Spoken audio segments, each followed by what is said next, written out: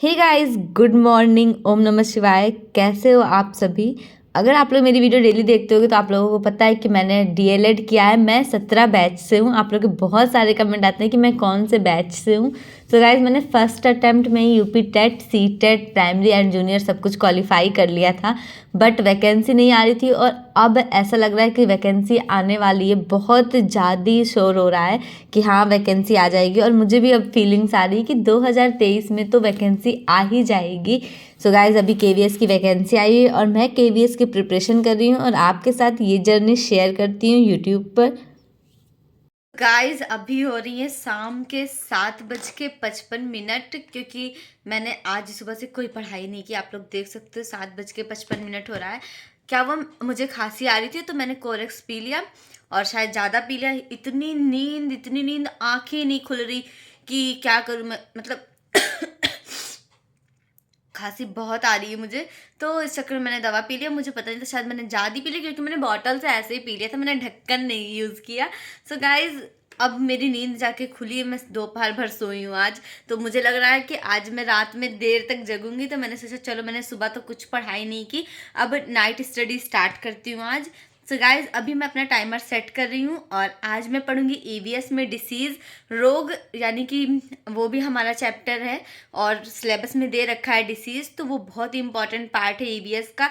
So guys, आप लोग भी उसको तैयार करिए। मेरे साथ चाहते हो तो बिल्कुल तैयार कर सकते हो। रोज़ मैं एक एक टॉपिक, सॉरी मुझे खांसी आ रही है ना, गले में थोड़ी प्रॉब्लम लग रही है ठंड की वजह से कि क्या। सो गाइज, मैं कह रही थी कि हाँ, आप लोग मतलब मेरे साथ तैयार कर सकते हो डेली का एक एक टॉपिक।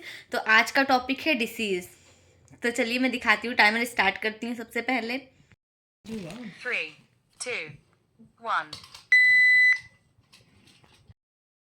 और चलिए सबसे पहले आज की टू डू लिस्ट बना लेते हैं। तो आज मुझे पढ़ना है EVS, psycho, English, computer and maths. ये मैंने सोच के रखा है।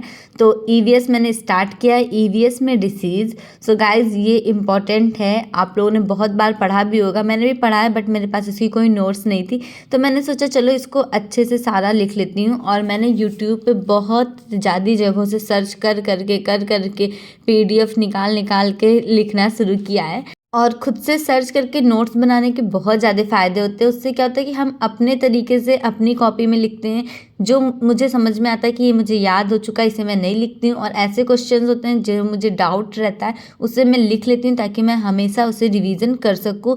क्योंकि अभी तो केवीएस के लिए पढ़ रही हूँ, बट अगर गलती से भी मेरे केवीएस में सिलेक्शन नहीं होता है, सो गाइज आखिरी मौका होगा मेरे पास, वो है सुपर टेट का यूपी में। और मैं चाहती भी हूँ मेरी जॉब यूपी में लगे, बाहर ना लगे इधर उधर। यूपी में आसान रहेगा मुझे भी, आप लोग समझ सकते हैं मैं यूपी से ही हूँ। तो सो इसलिए मैंने अच्छी से नोट्स बनाई है कि ये मुझे फ्यूचर में भी बहुत ज़्यादा हेल्प करे। केवीएस का मैंने सिलेबस निकलवा लिया था बहुत पहले ही, और टॉपिक के अकॉर्डिंग ईवीएस सेक्शन की तैयारी कर रही हूँ। क्योंकि ईवीएस भी 20 नंबर की आएगी और ईवीएस अच्छे से पढ़ना होगा हम सभी को। तो ईवीएस के लिए आप लोग भी चाहो तो इन्हें फॉलो कर सकते हो। ये बहुत ही अच्छी पीडीएफ मुझे मिल गई थी टेलीग्राम से। सो गाइज, 1 घंटे 57 मिनट की पढ़ाई मैंने कर ली और अब टाइम आप लोग देख सकते हो। सो गाइज, आप लोग देख सकते हैं आज मैंने कद्दू उबाला है, और इसे कहते हैं पक्का वाला कद्दू ना, उसमें गुड़ डाल के उबाला। मम्मी ने कहा था पानी मत डालना, बट मैंने थोड़ा सा डाल दिया तो ये ऐसा दिख रहा है।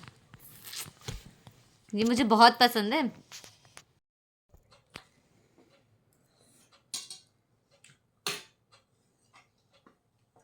आई नो आप लोगों में से जितने लोग ये वीडियो देख रहे होंगे, मिनिमम लोग ही खाए होंगे पके कद्दू में गुड़ डाल के ऐसे उबाल के, बट मुझे ये सब बहुत पसंद है। और मेरा घर गांव से ही जुड़ा हुआ है, तो ये सारी चीज़ें ना बहुत अच्छी लगती हैं मुझे। जैसे ये हो गया, और कटहल पका हुआ यहाँ पे नहीं मिलता है। मेरा बहुत दिनों से खाने का मन करता, पर मैंने कहा तो बेचारे इतनी मेहनत से ढूंढ के लाए मेरे लिए। तो अब बारी आती थी हिम्मत करके किसी तरह बाहर वाले रूम में बैठ के पढ़ने की। तो मैं जा रही हूँ साइको पढ़ने। मेरी कॉपी साइको की ये रही,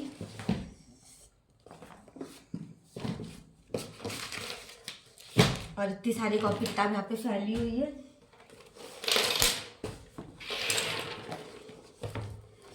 साइको रिवीजन करूंगी सबसे पहले। खांसी आ रही है गैस, और मैंने कंबल से ऐसे पूरा पैर अपना ढक लिया ताकि मुझे ठंड ना लगे बिल्कुल भी। बहुत ज़्यादा ठंड हो रही है। मैं थोड़ी देर बैठ के यहाँ पढ़ती हूँ, क्या बोलते हैं, साइको। उसके बाद मैं फिर रूम में जाऊँगी क्योंकि मुझे नींद आने लगेगी अगर मैं रूम में अभी चली गई तो। इसीलिए इमाइल दुर्खीम का सामूहिक प्रतिनिधान सिद्धांत, पैर अपने आप कांप रहे हैं।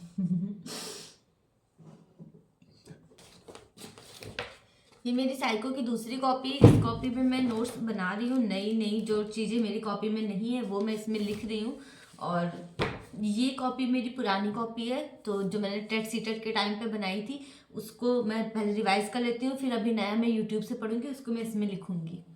सो गाइस सच बताऊं तो मैंने ये सोच के रखा है कि जनवरी लास्ट तक किसी तरह मेरा सिलेबस कंप्लीट हो जाए, बट केवीएस में इतना ज़्यादा सिलेबस दे रखा है कि दिन और रात पूरा मिला के पढ़ो तो भी सिलेबस तो मेरा कंप्लीट ही नहीं हो पा रहा है। मुझे बहुत टेंशन है इस चीज़ की, सिलेबस कैसे कंप्लीट करूं।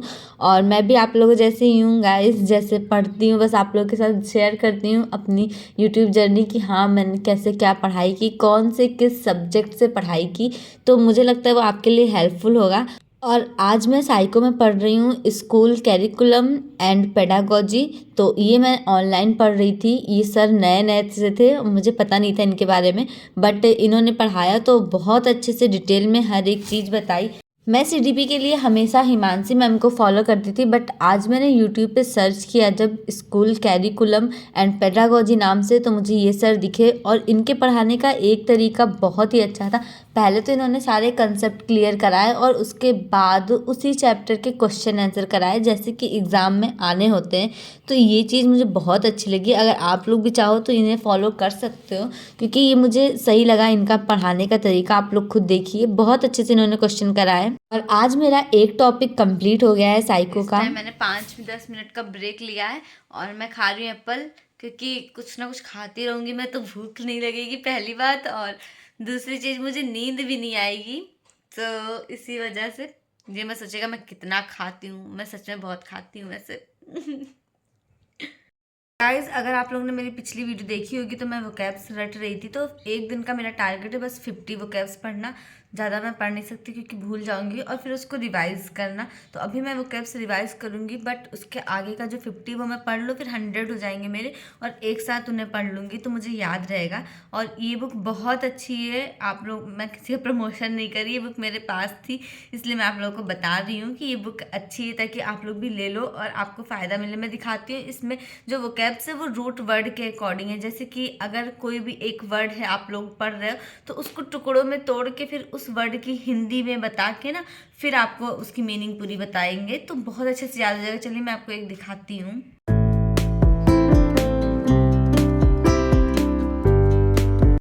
ये मैंने लास्ट पढ़ा था 50 नंबर का, एक्रोफोबिया। एक्रोफोबिया तो एक्रो का मतलब होता है हाइट एंड फोबिया का मतलब होता है एक फियर, जो सभी को पता है। तो इसका हमें आराम से याद हो जाएगा कि ऊंचाई से डर लगने का मतलब हम क्या कहते हैं, एक्रोफोबिया।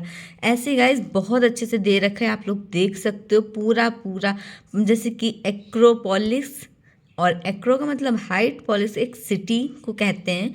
तो अगर आपको नहीं भी पता है किससे कहते हैं तो आप पढ़ के समझ सकते हो, क्योंकि हमें हर चीज़ अगर आती तो हम पढ़ते ही क्यों। देखिए कितने अच्छे से लिखा है, पहाड़ की ऊंचाई पर बनाया गया सुरक्षित दुर्ग या किला। सो गाइज आपको ना मेरी वीडियो बहुत ज़्यादा हेल्पफुल लगे, क्योंकि आप लोग भी एग्ज़ाम टाइम में अगर वीडियो देखते हो तो यार सच्ची में आप लोग का भी टाइम वेस्ट होता है, मुझे पता है, बट कुछ ना कुछ ऐसी चीज़ें आप लोगों को मिल जाए इससे रिलेटेड कि हाँ आप लोग भी मतलब लगे कि मैं पढ़ाई कर रहा हूँ, अगर वीडियो देख रहा हूँ तो मेरा टाइम वेस्ट नहीं हो रहा है। सो गाइज ये बुक आप लोग ले सकते हो। अगर बुक का नाम जानना है तो बताइएगा, मैं लिंक इसका डिस्क्रिप्शन में दे दूँगी। मैंने ऑनलाइन ख़रीदा था अमेजोन से। तो पहले अब मैं सारे वोकैब्स रटना शुरू करती हूँ, ठीक है। सो गाइज आप लोग भी अपना एक टारगेट बनाइए। वोकैब एक दिन में बहुत सारी नहीं याद हो जाएगी, बट थोड़ा थोड़ा करके हम याद कर सकते हैं। और सबसे ज़रूरी चीज़ कि उसको डेली रिवाइज़ करें, तो इसलिए मैंने बस 50 का ही टारगेट बनाया है और उसी को रिवाइज़ करूँगी।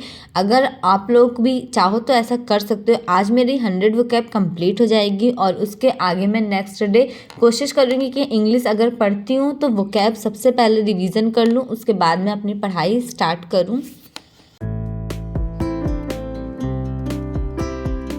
गाइस अब मेरी स्टडी कंप्लीट हो गई, मैंने इंग्लिश पढ़ लिया और अब मैं वीडियो को यहीं पे एंड करती हूँ। पर एक ज़रूरी बात है, आप लोग बताना आप लोग को मेरी वीडियो किस टाइम चाहिए। मैं मॉर्निंग में अपलोड करूँगी, वैसे इवनिंग में मैं अपलोड नहीं करती, मुझे लगता है कि मॉर्निंग में ज़्यादा सही रहता है एक दिन पहले की वीडियो। तो आप लोग बताना किस टाइम पे आपको मॉर्निंग में ज़्यादा अच्छे से लगे कि हाँ अभी मैं सो के उठा हूँ और अब मैं देख सकता हूँ वीडियो तुरंत का तुरंत ही। तो उसी अकॉर्डिंग मैं आपसे वीडियो अपलोड करूँगी। आप लोग मुझे कमेंट में टाइम बताइएगा। और एक बात मुझे बहुत बेकार लगी, वो मैं आप लोगों को बताना चाहती हूँ।